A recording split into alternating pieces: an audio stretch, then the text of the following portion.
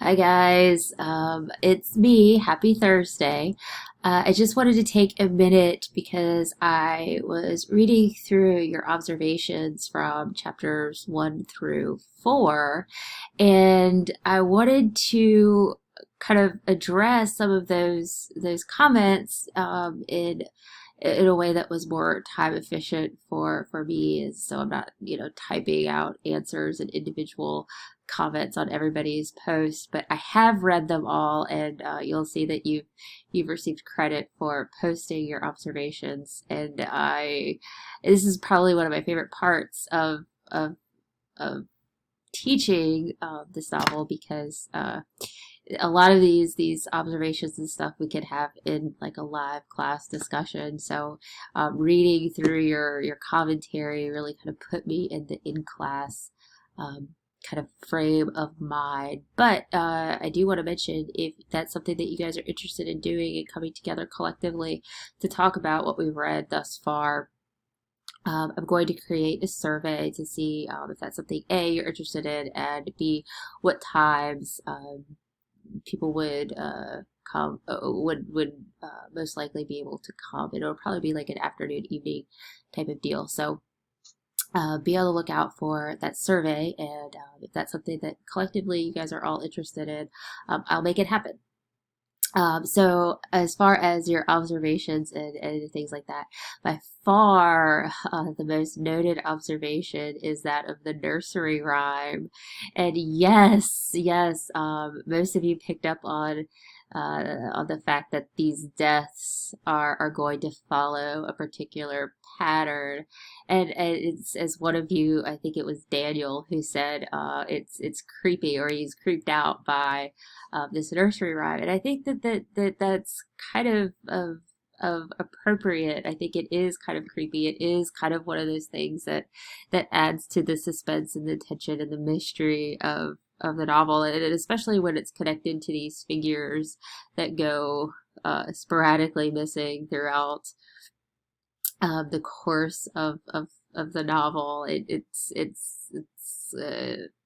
It's an element of foreshadowing. You don't know who's who, you don't know who's next, and you don't know how it's going to line up with the rhyme, or the rhyme. And this lullaby, or this nursery rhyme about death, it automatically creates this weird, ironic dichotomy between children, youth, innocence, because none of these guys are theoretically innocent of anything. They're all guilty of something, which I think is something to pay attention to. But this idea between children and these very gruesome ways to die is uh, fascinating. I mean, I wish that I could have thought of this idea myself, because I'd be a rich person instead of a lowly teacher. But it's something certainly to keep your eye on. A lot of you also are really skeptical of Bloor, our detective, which I think is interesting. I thought that more people would be kind of skeptical of Philip Lombard because of his kind of shady dealings and shady past, and certainly, as you'll see this week, a lot of the characters are suspicious of him. But I think that it's important to be skeptical of William Bloor and his observations as a detective. Is he a good one? Are his conclusions that he reaches valid? And of course, he also is accused of having this kind of shady past, of this history of corruption. So um, I hope that you guys will keep an eye out for both his observations and the conclusions that he reaches, and his motivations as we move through the chapter. Ethan picked up on something that I think is worth noting, because I don't think that I mentioned it particularly too much in our lecture videos, but this kind of undertone of anti-Semitism uh, within the novel, especially with the introduction of Isaac Morris. And if you guys don't remember him, he's the guy who pays Lombard the 100 guineas to go to Soldier Island, and we will see Isaac Morris again.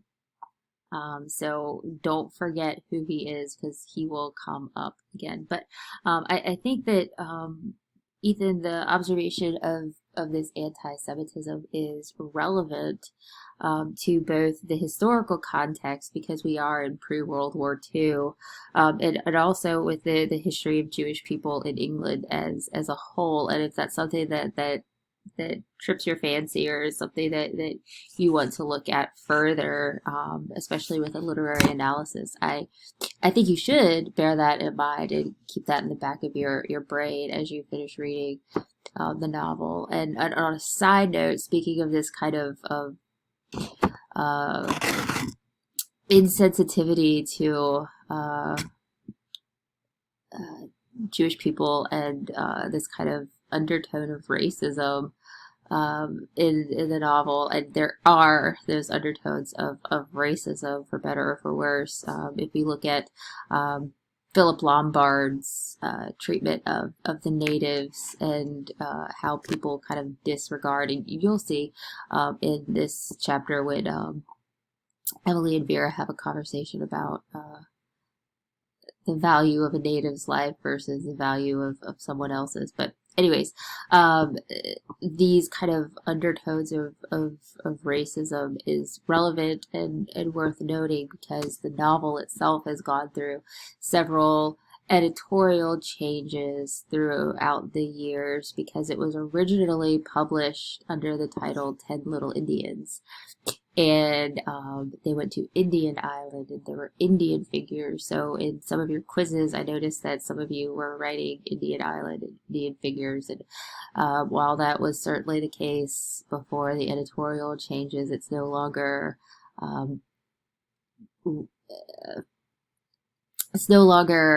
textually accurate. So if you're Googling those answers and things like that, it's probably not a good idea. You probably should read the book because now it's Soldier Island and soldier figures, and the title isn't that they were done. But anyways, which again harkens back to those the poem because that's the last line of the poem, and then they were done.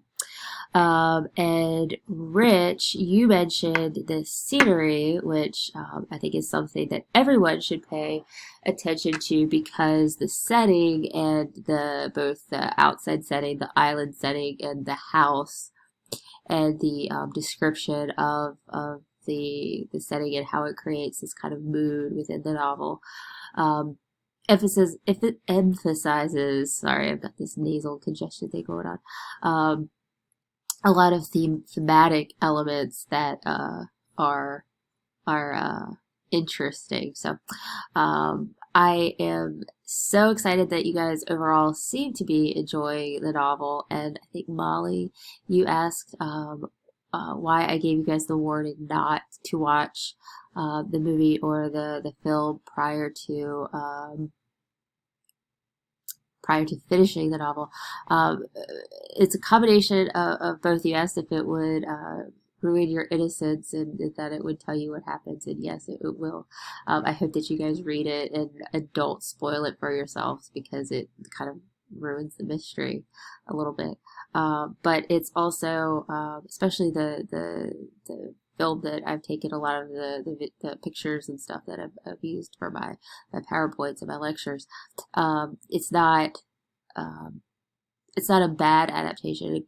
It's in fact quite enjoyable and I really like it. But there are some inaccuracies in terms of what happens. And there are some adaptations and changes that they make in the film that aren't necessarily textually sound and textually accurate. So I am going to offer an opportunity for you guys to watch the film and as an extra credit assignment. So hold off on watching that if you have